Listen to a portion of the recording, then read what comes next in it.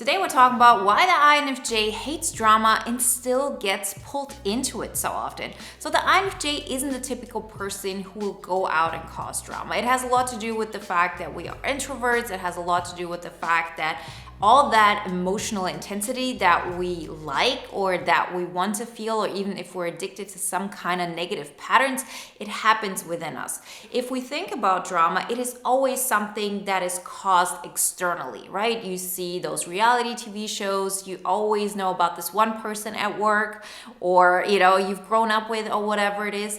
That always causes drama. It feels like they have no other choice. At least that's what they believe.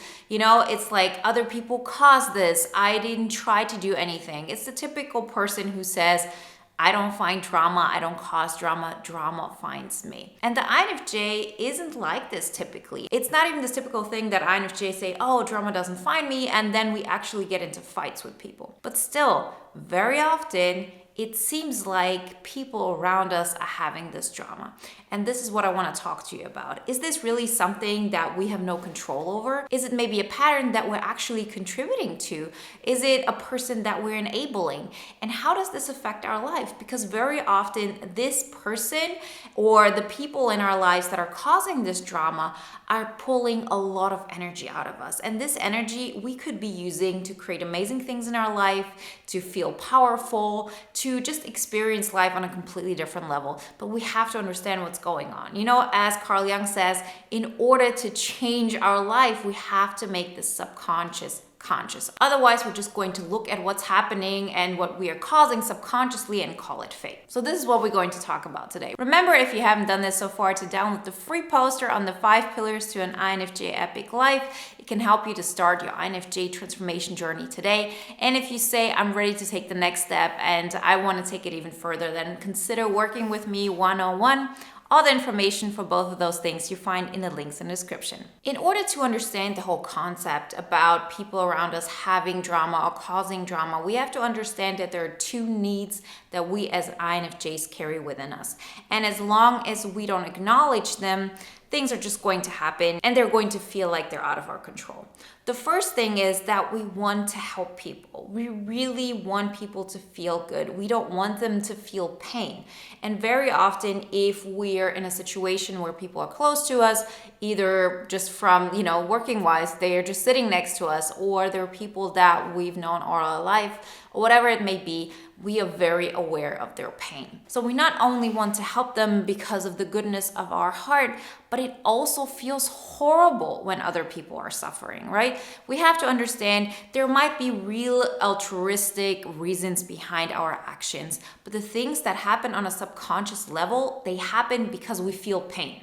They happen so automatically that it feels like we have no other choice. So if you see somebody around you suffering, from their perspective, we are going to jump over hoops to make that stop, because it actually hurts us emotionally the minute we feel that person's pain. So that is the one thing. The one thing is this need to help, is this need to create peace and harmony because we're so aware of other people's emotions. The other thing is that we crave intensity. We are not the kind of people who can go about their day and everything is like vanilla and everything is plain and everything is peaceful and we feel like we're fulfilled, right? I mean, in the end, the goal is to be at peace, but we still need that excitement. We need that intensity. That's why I always talk about the INFJ epic life, right? There is an emotion attached to it. And if we don't have an outlet for that, guess what our subconscious will do? It will gravitate towards intensity. Very often, we will rather be surrounded by problems or people who cause us problems than to actually be in a place where nothing is happening, where our life is completely boring. So we have to take those things under consideration. Again, be aware of it. It might be that you say, no, I've actually tackled all of this. I have made a conscious choice. I know I'm not doing this out of some kind of reflex or some automatic response. No, I know very well I want to help that person. I deliberately am choosing this and I'm not getting triggered by it. This can all happen, but I guarantee you that 95% of the cases where drama is around you, where people are having any kind of crises and you feel responsible, it happens because you're pulled towards it. And once you actually get to a place where it doesn't trigger you, you will make much better conscious decisions where it's about, okay, actually that person I'm currently just enabling with my help. Another person I can help because they're already on a path of getting themselves better. They want to get better. They want to create a life that's better for them. And I'm going to be there to support that person. And I'm going to do this while maintaining my boundaries, my sanity, and my peace. In order to solve this riddle, we actually have to look at it holistically. You can solve this entire problem by changing your approach to your own life. Because two things are happening at this moment. Because we're actually not focusing on expanding ourselves, we have excess energy that we're focusing on other people. And these things are not healthy. It is always good to help others. It is always good to use your gifts. But if we're not focusing on our own energy and making sure that it's growing and we're actually helping others through, our energy that's overflowing, our own force of life, what is happening? We're making ourselves small and we're attaching ourselves to other people. So once you start expanding, once you say, okay, I'm going to start focusing on myself, guess what? You're not going to be as aware of other people's pain as you are at that moment. You can make a much more rational choice, which is, okay, I don't need to jump at the first sign of my friend being upset again, because now I know that's not helping them. That's actually enabling them. I'm not feeling that pain. I can make a rational decision here. And the second thing is that if you create intensity in your life, and that intensity happens with a healthy outlet, then guess what? You're not going to go looking for it in places where it will cause you pain. This is like a common thing that INFJs experience very often. They feel stuck. Because how do you make that switch? In order to make that switch, you actually have to face boredom. You actually have to face being a bad person, right? Because in order to make that transition, you have to get to a place where you say, I still feel how my friend is suffering. I still feel like I'm the only one who can pull them up. And I also feel if I actually start caring about myself first and let them do their own drama and not be their support anymore, who's going to like me? We as INFJs have been conditioned our entire life to focus on what other people want. And that is the reason why we're being accepted. That's the reason why we're being loved. And that is the reason why people want us around. So getting to a new mindset where you say, I'm going to focus on me and I want people around me who want to be around me because I like myself and not because of what I do for them. Like that new concept is totally weird for an INFJ in the beginning. It is painful, it is confusing, it seems selfish. But ask yourself, do you like your friends because of what they do for you? Or do you like your friends because of who they are? It's totally okay to like them for who they are. It's totally okay for them to build their life and to feel happiness. But for some reason, we feel like we don't have that right. It feels weird. It feels like, okay, it actually takes some kind of superpower away from me. And that is another thing. That's one of the things we justify to ourselves that we stay in these situations. Because looking at that, you have this superior role of, okay, I'm the guardian angel. I'm the martyr. I'm the savior. I'm the one who protects my friends with their drama or, family members or coworkers or whatever it may be. I'm there to make it all smooth. If I tell myself that I don't have any more power than others and that I deserve just as much as they deserve, then I put myself a little bit off that pedestal I had put myself on before, right? It is painful. It is an ego loss. There is some kind of pride we INFJs take in being at that role of that person who doesn't need that help, who doesn't need to be saved, that person who can actually focus on others and still make sure that you can live, that you are going to be totally fine. Like that makes us feel very powerful, right? We are conditioned to be survivors. We're keeping our head above water just enough to make sure that we're not drowning, and everything else we use to pull up others. But again, remember, it is enabling Because people are not looking at what you're saying. People are looking at what you're doing, and they're taking an example out of that.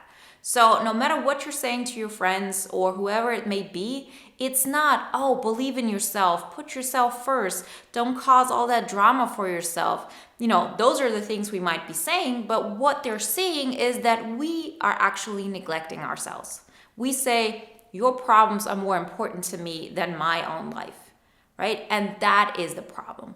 And if we get to a place where we don't want to be the survivors anymore, who can barely keep their head above water and say, okay, now I make sure we're all good, we have to change our mindset. We want to get away from the survival mode and get into thriving mode, right? So if you look at this whole metaphor that is constantly used with the cup full of energy, what we INFJs tend to do is we look at our cup and we give it as little energy as necessary in order to just be able to maintain, to live the lifestyle that we are used to. And then we use everything else that we have to give to others. But the problem is this thing keeps depleting you. This cup is never going to run over. This cup is never going to get more. Maybe for a while you can even keep it at a certain level, but it will never be able to become bigger. In order to make that happen, we have to shift that concept. We have to get to a place where our energy is constantly overflowing. We're making sure that we give to ourselves as much as we possibly can. And what is overflowing, we give to our friends and the people around us and the people who choose to be in our life. So when you make that shift, you have to recognize, oh, I'm going to feel bad. Because in the beginning, you haven't changed yet, right? It has to start with a conscious choice, and that conscious choice will run contradictory to inner beliefs. So at first, you will feel like a bad person for neglecting a person who, in your opinion, might not be able to pull themselves out by themselves.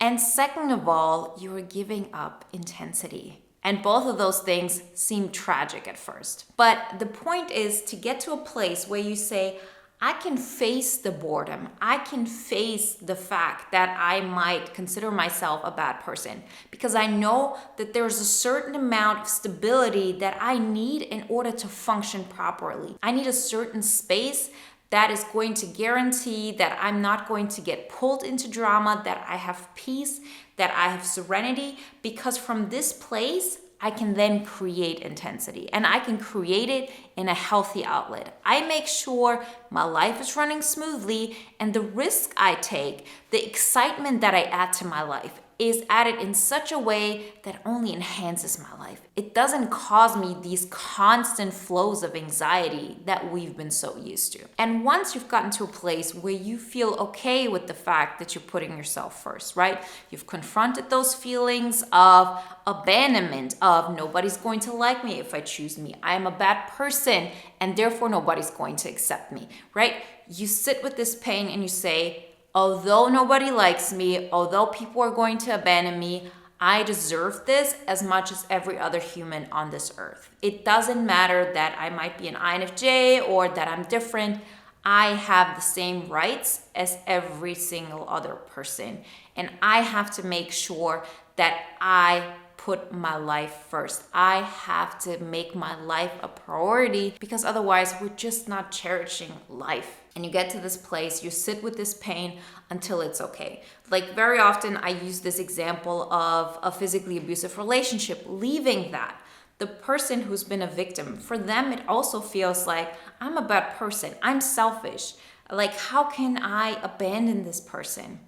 It will take some time for them to actually confront those feelings until they get to a place where they say, no, it's totally okay. This is exactly how it's supposed to be. And we as well have to get to this place. We have to get out of this place of causing pain to ourselves continuously by playing out this pattern over and over again. So you face this fear of boredom, which equals, lifelessness, and you confront yourself with the fears of abandonment. And you do this in a way that you can handle it. And once you've got there, then you start building. And then you get to a place where you say, the people who want to be in my life, they have to like me for the way I like myself. And the intensity that I'm craving, I'm creating through excitement, through growth, through taking on a challenge, through doing the thing that is extraordinary, for writing that book, for publishing this article, for speaking my opinion out loud, whatever it may be, but something that is helping you to grow, something that is making your life more exciting in a positive way instead of being pulled into drama. You have the right to do this, and trust me, it is the best decision you'll ever make. Remember, if you haven't done this so far, to download the poster will help you to take some steps today to pull yourself into the right direction. And if you want even more assistance, then consider working with me one-on-one. All the links you find in the description. And if you want to watch another video now that is in alignment with today's topic, then watch the video